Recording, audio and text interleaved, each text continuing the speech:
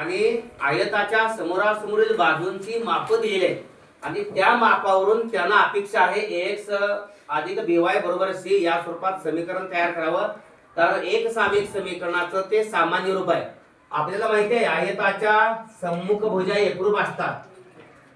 आयताच्या सम्मुखभुजा समान असतात याचा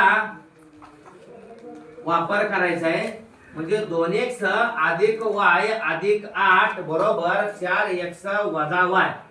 2x अधिक y अधिक 8 त्याच्या समोरील 4x वजा y या दोन बाजू बरोबर आहेत कारण सम्मुखभुज आहे।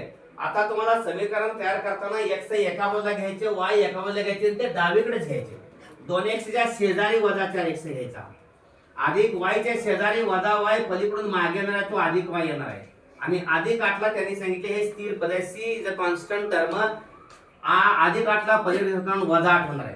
त्यामुळे 2x मधून वजा 4x अधिक 2x मोठ्या संख्येतून लहान संख्या वजा करायची। मोठे 4x आहे 4x मधून 2x गेले 2x आणि मोठ्या चिन्ह वजा 2x अधिक y अधिक 2y बरोबर वजा 8।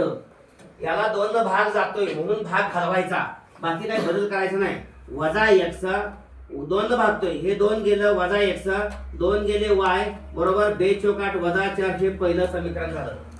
दुसरे आपल्याला तिथं x अधिक 4 आणि x अधिक 4 बरोबर हे 2y म्हणजे त्या आयताच्या रुंदी पण समोरासमोरचे समान आहे। x अधिक 4 बरोबर 2y या 2y ला मागे घ्यायचं x वजा 2y आणि अधिक 4 पलीकडे गेला वजा 4 म्हणजे x चं पद वजा y चं पद अधिक y चं पद नंतर स्थिर पद x वजा 2y बरोबर वजा 4 हे दुसरं समीकरण आणि वजा x अधिक y बरोबर वजा 4 हे पहिलं समीकरण। ax अधिक by बरोबर c या स्वरूपातील समीकरण आपल्याला 3 गुणांच्या प्रश्नासाठी मिळालेले आहे। तुम्हाला समजलं सगळ्यांना हे?